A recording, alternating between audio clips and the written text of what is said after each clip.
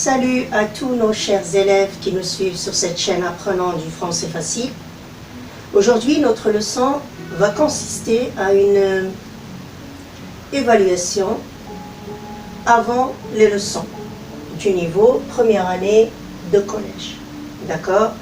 Comme vous pouvez remarquer, notre manuel c'est parcours du collège. D'accord? Donc aujourd'hui dans cette leçon, c'est une leçon de révision. Ce sont des exercices de pratique et d'entraînement pour bien sûr rattraper ce qui a été fait avant et qui est très nécessaire comme début pour cette nouvelle année de collège en première année. Alors sans plus tarder, nous allons voir ensemble notre texte et quelques exercices de la page 8, 9 et aussi de la page 10. Nous allons les faire ensemble, donc suivez-moi. La page 8, nous allons faire la lecture de ce texte pour bien sûr faire une révision et une auto-évaluation avant de commencer le programme. Alors notre texte, il n'y a pas le titre, j'ai fait les liaisons, donc vous suivez ma lecture attentivement et essayez bien sûr de faire la même chose. Alors on commence tout de suite. Mon enfant, m'a-t-il dit, il ne faut pas jeter le pain, c'est dur à manger. Nous n'en avons pas trop pour nous. Mais si nous en avions trop, il faudrait le donner aux pauvres. Tu en manqueras peut-être un jour et tu verras ce qu'il vaut. Rappelle-toi ce que je te dis là, mon enfant. Je ne l'ai jamais oublié. Cette observation, qui pour la première fois peut-être, dans ma vie de jeunesse, me fut faite sans colère, mais avec dignité, me pénétra jusqu'au fond de l'âme, et j'ai eu le respect du pain depuis lors. Les moissons m'ont été sacrées. Je n'ai jamais écrasé un gerbe pour aller cueillir un coquelicot ou un bleuet. Jamais je n'ai tué sur sa tige la fleur du pin. Ce qu'il me dit des pauvres me saisit aussi, et je dois peut-être à ces paroles prononcées simplement ce jour-là d'avoir toujours eu le respect et toujours pris la défense de ceux qui ont faim. Tu verras ce qu'il vaut. Je l'ai vu. Valait l'enfant. D'accord? Donc, essayez de revoir cette lecture magistrale de la maîtresse et vous pouvez bien sûr relire et relire 2 fois jusqu'à 3 fois jusqu'à 4 fois votre texte et bien le prononcer.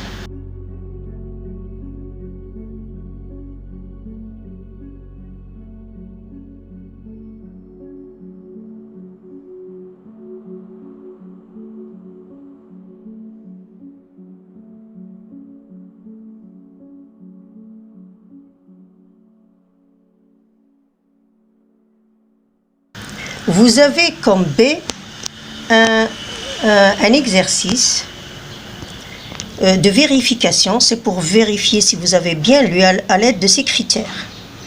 Est-ce que j'ai lu couramment? Ça veut dire sans m'arrêter, sans faire de faute. Est-ce que j'ai respecté les pauses? Ça veut dire les points et les virgules et faire. Et est-ce que j'ai fait l'intonation? Tu réponds par oui ou non.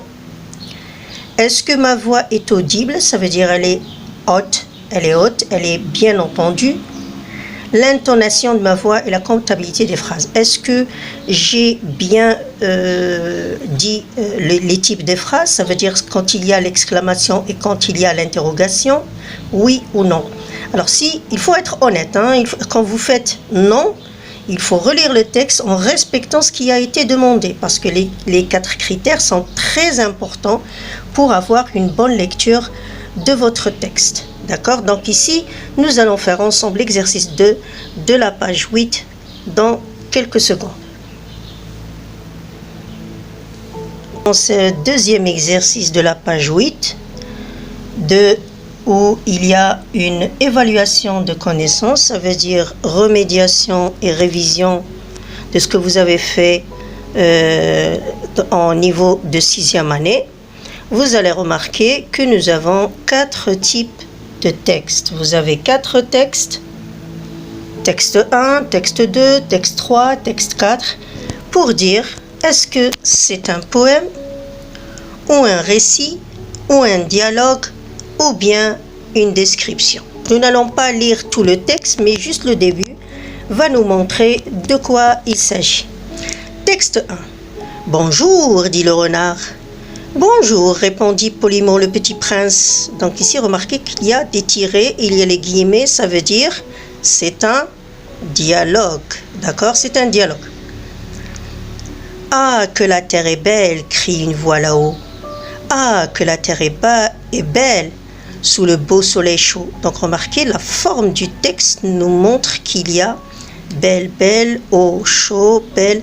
Donc là, c'est un poème, d'accord, parce qu'il est aligné au milieu et nous avons bien sûr les voyelles, les lettres à la fin de chaque vers qui riment. Donc c'est un poème.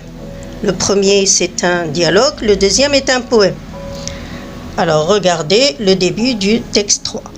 Un soir du printemps, en 1930, je dînais solitaire dans un petit restaurant de la rue Blanche lorsque Pierre, donc ici je raconte. Alors qu'est-ce que c'est? C'est un récit. Alors numéro 3, c'est un récit. Numéro 4. Sur la vitre au-dessus du bec de canne, le nom du propriétaire Ernest Petiot était peint en longues lettres inclinées. Sur la vitre au-dessus est peint beige et rouge, donc il y a les adjectifs de description, c'est un verbe, c'est un texte descriptif, d'accord? Donc là nous avons une description. Donc récapitulons et faites la correction. Le texte 1 est un dialogue. Le texte 2 est un poème. Le texte 3 est un récit parce que je raconte. Le texte 4, je décris. D'accord? C'est une description. D'accord? Donc là, il y a un rappel des types de textes. Alors, un autre exercice d'évaluation et de révision au début de l'année scolaire du première année de collège, quand on a dans la langue, quand on a la question, je classe les mots suivants par ordre alphabétique. Ce qu'il faut retenir dans ce genre de questions, bien sûr comme vous avez déjà vu dans les années précédentes, que nous allons faire très attention au début de chaque mot, la lettre qui débute. Ça veut dire dans un dictionnaire, quelles sont les lettres que je dois suivre pour faire l'ordre alphabétique. Nous avons la lettre M, nous avons la lettre P, la lettre J, la lettre A et la lettre Z. Quand on commence par un dictionnaire, je dois commencer par la lettre A. Donc c'est A, B, C, D, E. Alors quelle est la première lettre? C'est A. D'accord? Donc là, c'est arbre. A, B, C, D, E, F, G, H, I, J. Alors ici, le deuxième mot, c'est journal. J, K, L, M. Troisième mot, c'est maçon. M, N, O, P. Donc ici, c'est pommier. P, Q, R, S, T, U, V, W, Y, X, Y, Z. Donc ici, c'est numéro 5. On va réécrire le mot. Vous écrivez les mots ici en bas. Arbre, journal, maçon, pommier, ensuite zèbre. D'accord? C'est à réécrire. Maintenant, vous allez remarquer que dans la deuxième liste, il y a tous les mots qui commencent par la lettre F. Donc automatiquement, qu'est-ce qu'il faut faire? Il faut revoir la deuxième lettre. Après le F, il y a le R. Après le F, il y a le E. Après le F, nous avons le O. Après le F, il y a le I. Et après le F, il y a le A. Ça veut dire, puisque nous avons la lettre F, dans un dictionnaire, tu prends la lettre F. Ensuite, tu vas voir quelle est la deuxième lettre qui passe la première.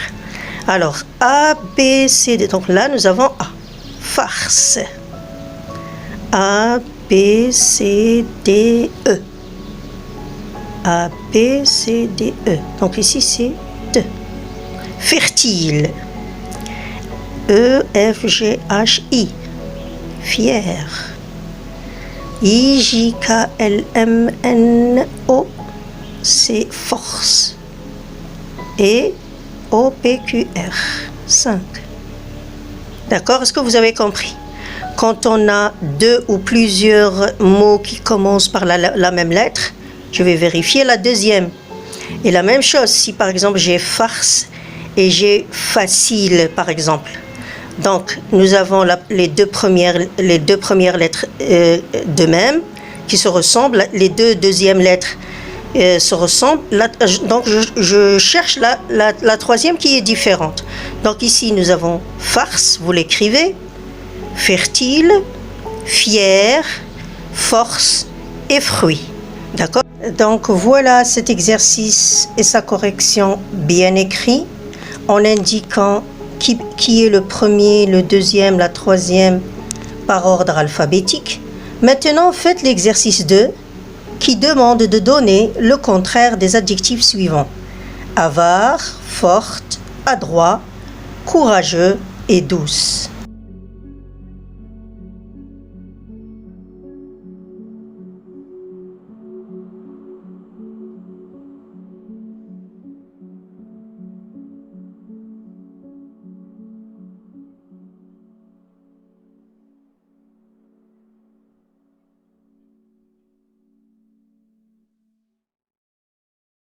De langue. Donc nous voilà dans la correction de l'exercice 2.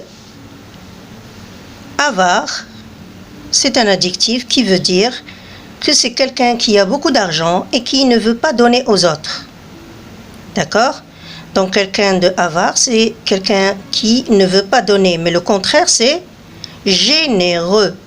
Notre voisine est très généreuse. D'accord? Donc cette voisine, par exemple, qui est généreuse, elle nous donne de ses repas, de ses vêtements. Elle est très généreuse, elle n'est pas avare. Forte, faible. Adroit, maladroit. Ici, comme vous avez remarqué, nous avons ajouté un préfixe. Courageux, lâche. Douce, dure. Donc ici, bien sûr, c'est le contraire. D'accord? C'est le contraire. Maintenant, nous allons passer, comme vous pouvez voir ici, la suite des exercices.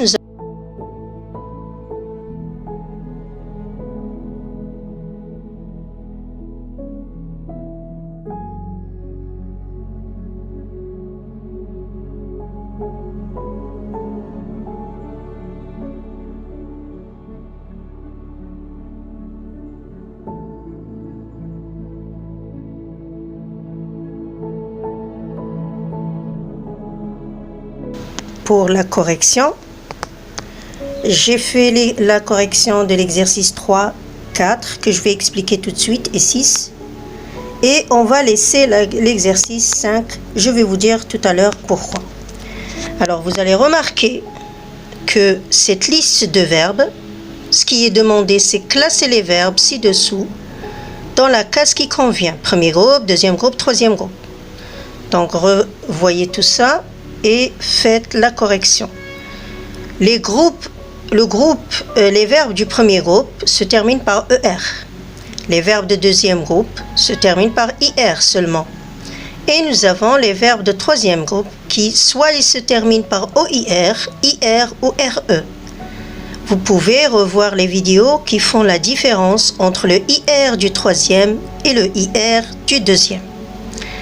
Là, nous avons classe les mots suivants de cette série dans leur catégorie, soit ce sont des verbes, ou bien des adjectifs, ou bien des adverbes, ou bien des noms. Donc le verbe, vous savez, c'est l'action. C'est un verbe qui va être conjugué avec les pronoms personnels. Un adjectif, c'est un mot qui donne la qualité du nom. L'adverbe montre la manière du verbe. Et le nom, je peux ajouter le et la à ce nom.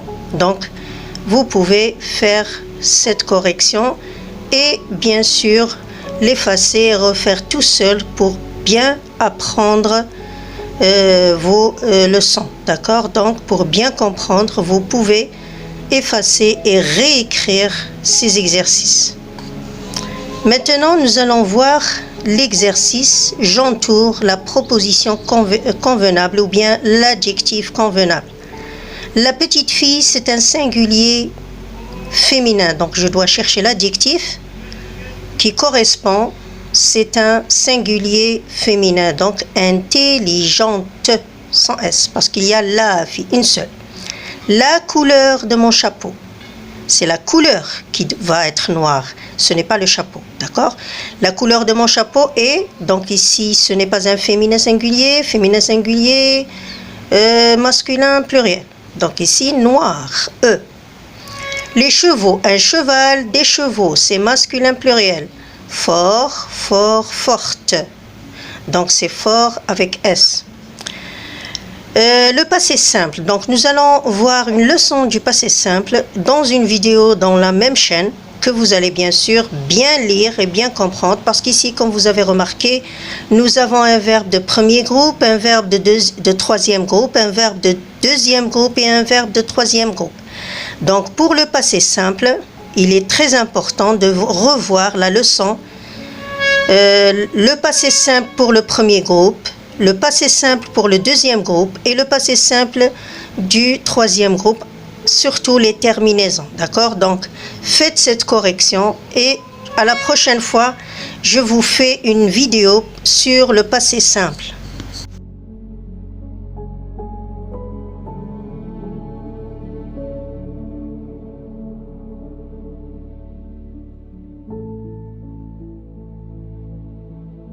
Nous avons vu la page 8, 9 et 10, j'évalue mes connaissances. Ça veut dire que ce sont une préparation pour la nouvelle année, pour commencer le programme de première année de collège, où nous avons vu un texte avec ses critères. Nous avons vu des exercices de langue et la conjugaison. Comme je vous ai dit, nous allons voir une leçon ensemble, une leçon où je vais faire une vidéo de la leçon de conjugaison, le passé simple. Pourquoi? Parce que nous avons des terminaisons précises pour le premier groupe, le deuxième groupe et le troisième groupe dans le passé simple.